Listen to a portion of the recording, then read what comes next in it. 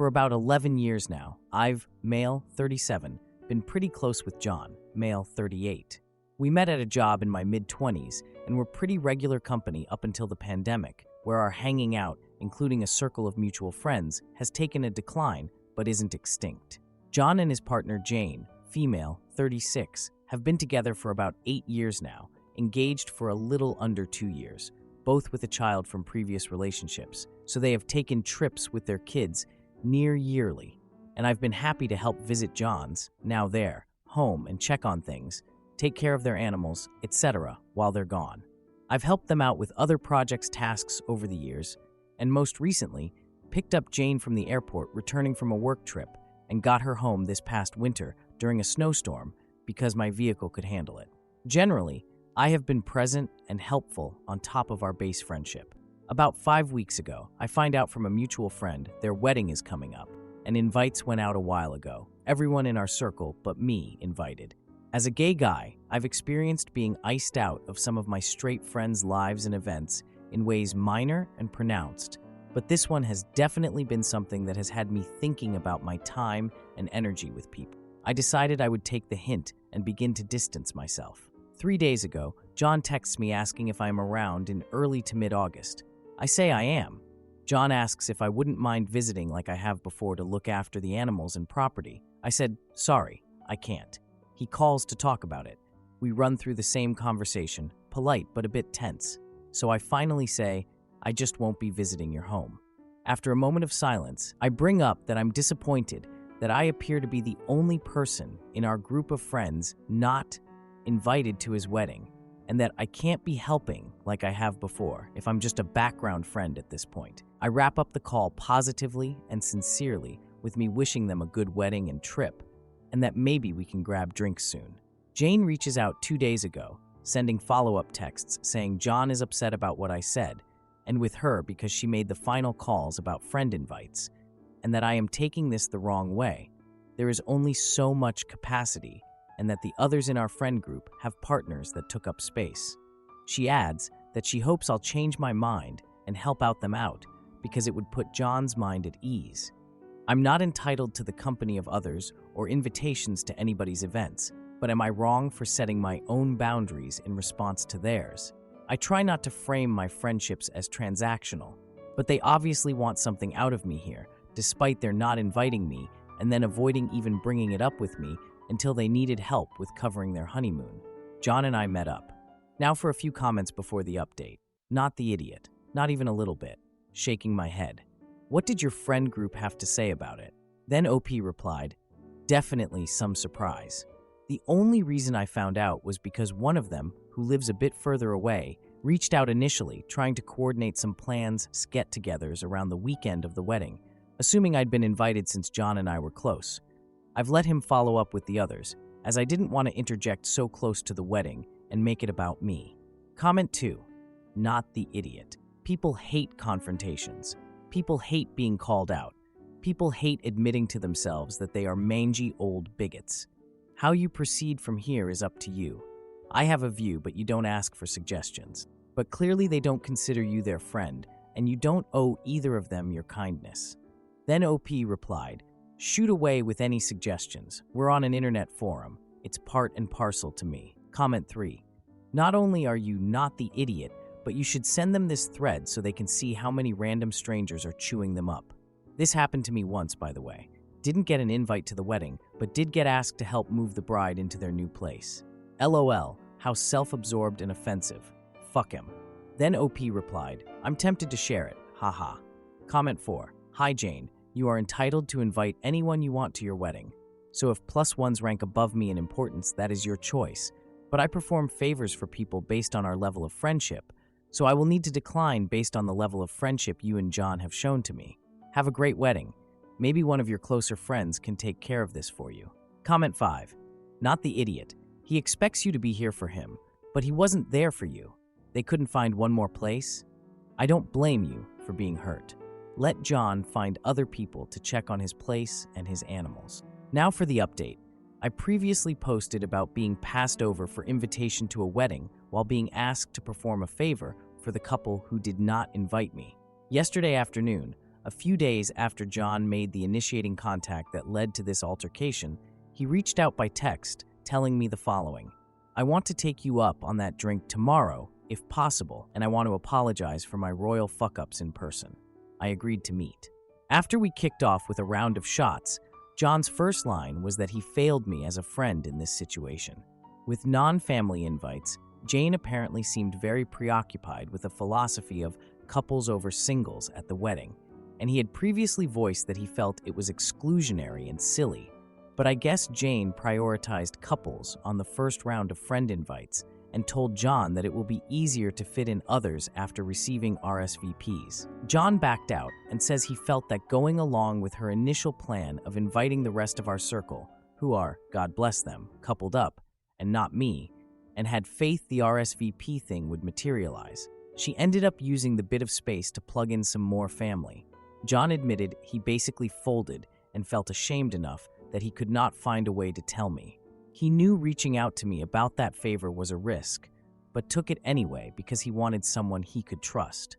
And my response was a materialization of everything he feared would happen, and in his words, deservedly so.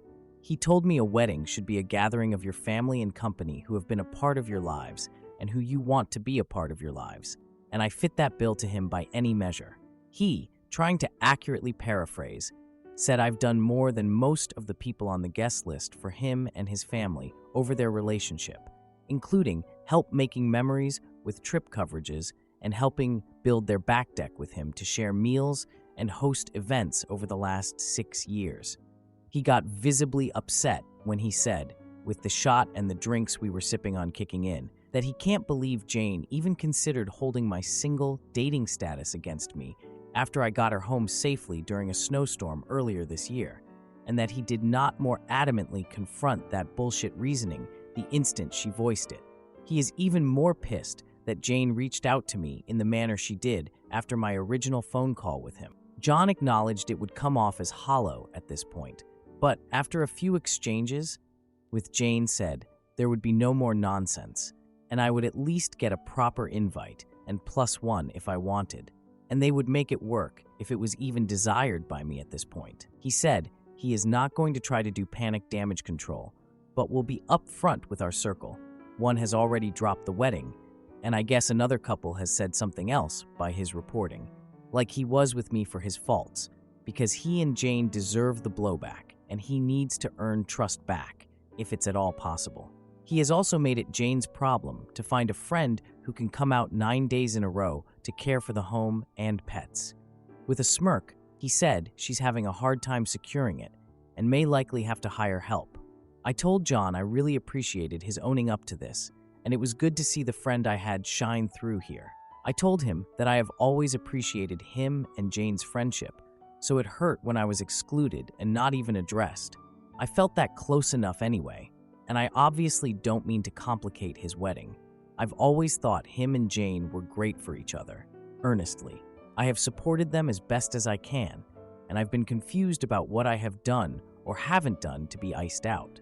I also admitted it's hard to trust Jane again if she has been weighing the validity of my presence based on my relationship status, and added, with some humor, it's not like I haven't been trying, and you guys haven't met some of my previous long-term partners. He said he doesn't get it either, and she has at least one good friend who is single that she may have burned a bridge with as well over the wedding philosophy she had. I said the friendship is going to be changed and informed by this, at least very different for a while, and I know that you and Jane had a disagreement leading to this, but that I hope that the wedding goes on to be a good celebration. I informed him it feels best to take a pass on the invitation, but he said if there was a change of mind up to the last minute to let him know, which was kind, and he wasn't desperate/pushy about it. John said the fault is his for not stepping up on my behalf, that he is sorry, and while he feels I wouldn't expect otherwise, and I agree, he is very lucky to have her in his life and thinks their marriage is a positive development for them. He even told her this whole situation will have him questioning and second-guessing her judgment on social matters with his friends for the foreseeable future. By his reporting, but a credit to their relationship, this was quite a blow to her to hear from him, but one she accepted, and apologized for after their argument about the subject. Before we parted ways in the parking lot, we gave each other a bro hug, and John's voice broke a bit when he said he is sorry one last time, and I think mine did too when I forgave him. It was legitimately surprising and therapeutic to have John be so frank and accountable, but not unlike the friend I've known for most of my adult life. It was bittersweet, being all things considered a makeup, but also a breakup of sorts to what was previously an unquestioned and assumed strong trust and camaraderie. Maybe we can get there again. It seems possible, and it'd be nice. I'm sitting here after weeks of big feelings stewing on a different shade of big boy feelings now. Thanks for processing with me, Reddit. A lot of people had good things on the range of the spectrum to share with me, and I've done my best to respond to people without getting too consumed and doing other things that need to be done. I was happy for John to talk with me. Maybe commenters are right, and they see me as something else than I thought we were as friends. And maybe I've got some work to do to assert myself, and that I have been a doormat up to this point. I know I've got some soul-searching to do about me as a person and how I see myself with John and Jane, and maybe my other friendships as well. This relationship felt a lot closer and authentic in a different time, but it's hard to paint a fuller picture of that after a situation like this. Things change. As tempting as it is to accept the invitation and be there for John, I think I trust my instinct to let this be. And if John meant what he said, and if Jane comes around, they'll make the effort to follow up. I will be putting some distance for a while, and time will tell. I'm glad we got a chance to talk, because if it is the end, I feel good about giving him a chance to own it. And as I've gotten older, I appreciate the hard work of taking on uncomfortable stuff. I made some plans for that weekend with a couple other friends, which I'm looking forward to. I find repeated updates on an initial post a bit messy and tacky, so if anyone wants my thoughts on particulars, just Thanks for words and insights, Reddit. Now for a few comments. I'm envious of your tact, grace, and insight in handling such a difficult situation. You sound like an incredible friend, and I hope you're both able to rebuild from this. Also, fuck Jane. Then OP replied, as the top comment, I appreciate the kind words. A lot of people had good things on the range of the spectrum to share with me, and I've done my best to respond to people without getting too consumed and doing other things that need to be done. I was happy for John to talk with me. Maybe commenters are right, and they see me as something else than I thought we were as friends. And maybe I've got some work to do to assert myself, and that I have been a doormat up to this point. I know I've got some soul-searching to do about me as a person and how I see myself with John and Jane, and maybe my other friends. This relationship felt a lot closer and authentic in a different time, but it's hard to paint a fuller picture of that after a situation like this. Things change. As tempting as it is to accept the invitation and be there for John, I think I trust my instinct to let this be. And if John meant what he said, and if Jane comes around, they'll make the effort to follow up. I will be putting some distance for a while, and time will tell. I'm glad we got a chance to talk, because if it is the end, I feel good about giving him a chance to own it. And as I've gotten older, I appreciate the hard work of taking on uncomfortable stuff. I made some plans for that weekend with a couple of other friends, which I'm looking forward to. I find repeated updates on an initial post a bit messy and tacky, so if anyone wants my thoughts on particulars, just click my profile and look at my comments/responses. Thanks for words and insights, Reddit. Comment 2. I hope that a couple they lovingly invited would get engaged at their wedding. That's my wedding wish for Jane. Then OP replied, okay. I spit my drink out, laughing, catching this response. Comment 3. It sounds like John spent a lot of his apology throwing Jane under the bus. Not a good look from him. He chose to follow her lead.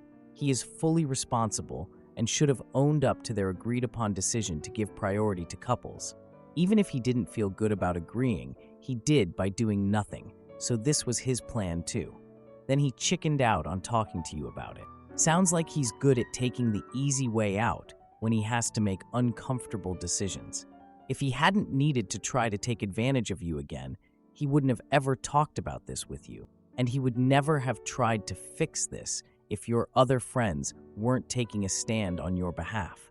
He felt embarrassed about how others were perceiving him, but I'm sure he will throw Jane under the bus again when he talks to them as well. I wonder if she knows he's roasting her to his friends. As for Jane, is she going to give you her own apology like she did when she texted you? She was so bold to call you to do free labor for her. What about that apology? OP, stop being their doormat. Both these people are definitely idiots. Then OP replied, I'm doing my best to distance for a bit and let them show they are sorry with their actions. I don't expect anything more than his invitation so close to the wedding, but I'm being cautious. And it certainly won't be me helping him slav them out anytime soon. I appreciate the feedback. Comment 4. What idiotic behavior. I would prioritize singles over couples as they take up less space, lol. Anyway, wouldn't be doing Jane and John any favors anymore. That bitch can find her own help. Comment 5. John is talking a good game, but he will defer to his fiancée every time. Once they start a family, I wonder if he will have any friends that aren't Jane approved. The guy would clearly be better off running from Jane, but I don't see the relationship recovering either way. Now for the next post. I'm pregnant with a baby boy due in November. My fiancé and I didn't care much about the sex of our child, so we didn't make too much noise about it once we found out. The only people we'd informed were our parents, their partners, and our siblings. Prior to this, my father's girlfriend of 3 years had been asking me about my plans for a gender reveal party. I've always been clear about not wanting one. When I announced my son's gender to them, she expressed disappointment that I hadn't changed my mind about a party. I don't like gender reveals. Never have, never will. I prefer baby showers, which I think feel more about the actual child. I never tried to hide that opinion either. Days later, my father's girlfriend invited me over for tea at their apartment. My dad was out of town. When I got there, about a dozen people popped out of hiding to surprise me. There were pink and blue decorations everywhere, which made what was going on pretty clear. As I stood there in shock, my father's girlfriend excitedly told me they were throwing me a surprise gender reveal party. Since I'd already told her, she had taken it upon herself to order a cake with colorful frosting, decorate the apartment, and invite a bunch of people over. The guests included her mother, whom I don't get along with, some of her friends, my mother-in-law, not my mom, and 4 of my friends. As I later found out, my mother-in-law and friends had been told I'd changed my mind about gender reveals. I had not. Still in the doorway, I looked over at everyone and said, "It's a boy. You guys can go home now." I left without looking back. Hours later, my father called me furious that I'd ruined the party. He said his girlfriend had put a lot of effort, money, and love into planning it, and I should have shown respect and gratitude for it. Apparently, she hadn't stopped crying since I left. It's been almost a week, and they're both still upset. Even after I explained I never wanted that party in the first place, they're insisting I could have sucked it up for an hour, or at least cut the cake. Am I the idiot? Now for a few comments before the update. Not the idiot. This smacks of her trying to prove that she cares about you more than your mom, especially seeing as how either your mom wasn't invited or she turned down the invitation to respect your wishes. She doesn't seem to get that the way to prove she cares about you at all is to actually listen to what you want and don't want. Then OP replied, I asked my mom. She confirmed she wasn't invited. According to my father's girlfriend, she didn't have her number. That's probably true, but I have no idea how she could have gotten my mother-in-law's. Comment 2. Not the idiot. Dad's girlfriend sounds like someone who enjoys bulldozing boundaries. Wait until she expects to be in the delivery room with you. Then OP replied, Our hospital will only allow me and my fiancé in. Thankfully, no one has asked us to be there anyway. Comment 3. And they lied to your family friends, saying you changed your mind. That reeks of psycho and a permanent boundary crosser to me. Point out that lying about you is unacceptable, and either he changes his attitude or you'll have to go LC until he breaks up with Miss Psychopath. Then OP replied, Honestly, the fact that she brought my friends and family into this is what angers me the most. Comment 4. You're not the idiot. You made yourself very clear in how you felt about gender reveal parties. Your dad's girlfriend completely and deliberately disregarded that and disrespected you. He said his girlfriend had put a lot of effort, money, and love into planning it, and I should have shown respect and gratitude for it. So sorry the party she planned for herself was ruined. Maybe she should have gone a step further and not even invited you, since this party was all about what she wanted. Comment 5. Dear Dad, that's on her. I didn't want that party. I told everyone I don't want a GR party. She invited her mother, but not mine. Tell her to get her shit together and start respecting my boundaries. Now for the update. Thank you for all your replies, especially those who called me the idiot for having a gender reveal. I'm assuming you didn't read my post, but you still cracked me up. All jokes aside, I've been expected to be a pushover for most of my life, older daughter of divorced parents, so it was good to know I was right to stand my ground on this issue. After reading your comments, I've concluded that the only thing I did wrong was leaving without talking to my friends and mother-in-law. They were lied to and put in an awkward position after I left. I did talk to them the next day and apologized, but I wish I'd told them what was going on. A few days ago, my fiancé and I invited my father and his girlfriend over. I told them I was extremely upset with them both, but I wanted to sort this out peacefully. We still ended up fighting. My father agreed with some points I made, but kept insisting that I was ungrateful and owed his girlfriend an apology. She was quiet at first, but started crying about 20 minutes into the fight. My father's girlfriend said she threw the party because she cared about me and that she'd want one if she was pregnant. She started talking about all the gender reveal videos she'd watched on TikTok and how happy the parents look in them. She told me she genuinely thought I'd love it and couldn't understand why I'd been so rude to her. To my surprise, my fiancé was the first to snap at that. He's usually the calm one. He told her to stop calling it my party, since she clearly threw it for herself. I had expressed countless times that I didn't want a gender reveal, and I was well within my rights to leave when she tried to ambush me with one. The fight didn't go on for much longer after that. Near its end, my father asked me why I hadn't at least played along for a while.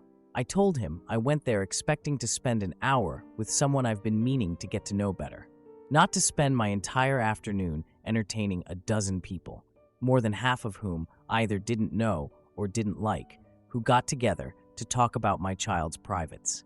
I didn't mean to upset anyone, but I had to get out. My father didn't argue with that. There were two main pieces of advice from your comments that I decided to follow. The first was to tell my father's girlfriend she needed to apologize to my friends and mother-in-law for lying to them. She agreed, and they later confirmed she did. Secondly, neither of them will be allowed to meet my son at the hospital when he's born. My father had been looking forward to this, so it wasn't an easy decision, but I made it clear it was final. My father called me the next day to apologize for everything, and I forgave him.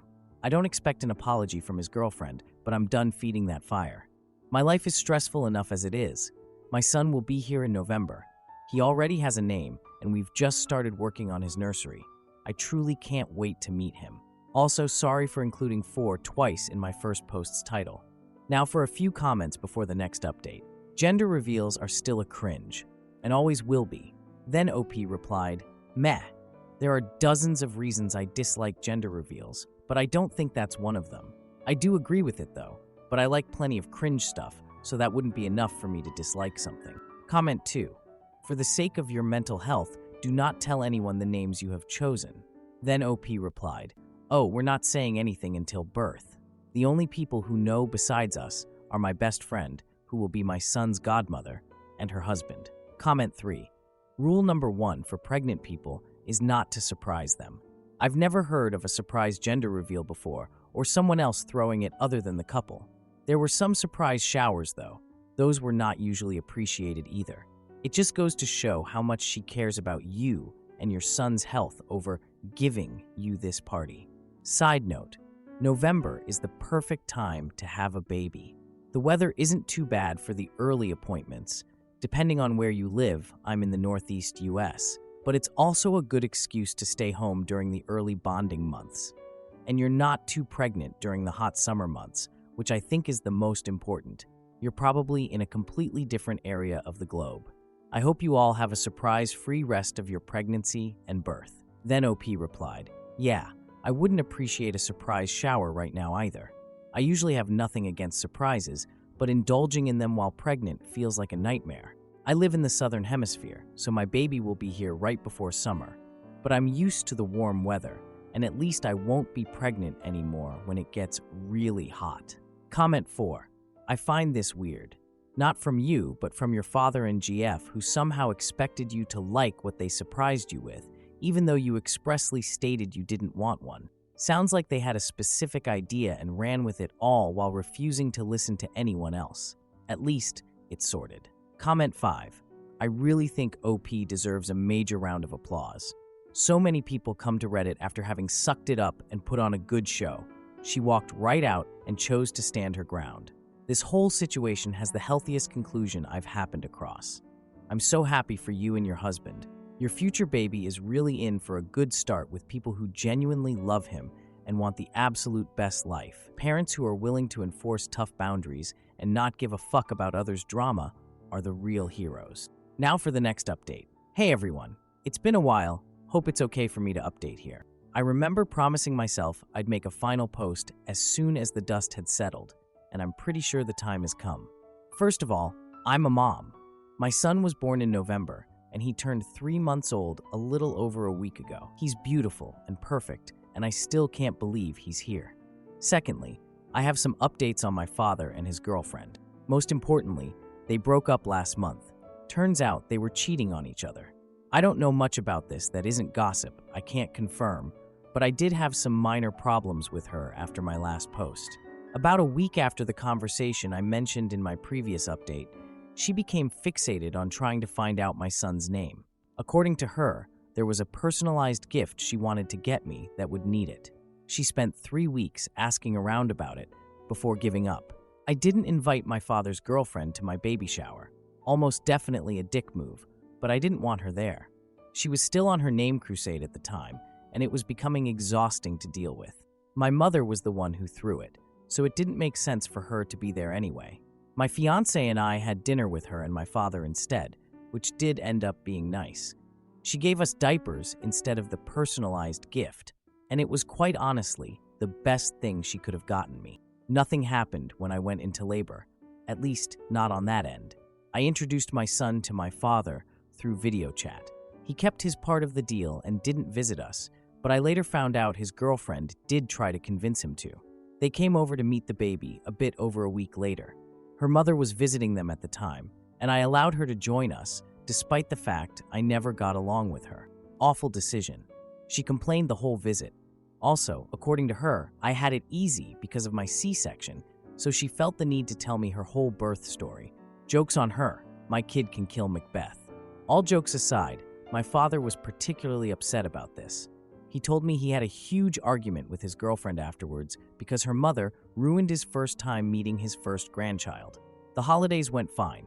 The breakup happened early in January. Again, I don't know much about it. A few days after I found out, my father's ex-girlfriend texted me. She apologized for whatever stress she had put me through during my pregnancy. We wished each other well. I'm sure both she and my father will start dating their affair partners now. If I learned anything these last few months, it's that my family is a fucking mess. Moving forward, I'll do my best to protect my child from this. I still have over a year until my wedding, so we'll enjoy our time away from the spotlight while it lasts. This will be my last post. Thanks, everyone. Now for a few comments. Joke's on her. My kid can kill Macbeth is the single greatest C-section line comeback I've ever heard. Then OP replied, I was so weirded out that conversation happened in the first place. Literally no one else had anything to say about the fact I had a C-section. Comment 2. My family is a fucking mess. Most relatable thing I've ever read on Reddit. Anyway, congrats on your baby, OP. Also, hope the wedding goes well, with no drama. Then OP replied, to be fair, it's mostly my father. It's not even the first time one of his relationships ends like this, lol. Comment 3. I just read all 3, and I must say this. Thank you for apologizing for the extra 4 in your original headline. Then OP replied, it still drives me crazy. Comment 4. Glad to know the birth went well and you have a happy, healthy kid. That's the most important thing. Comment 5. Congratulations on your new son. If you made it to the end of the video, comment what city you're watching from. Don't forget to like, subscribe, and have a great day.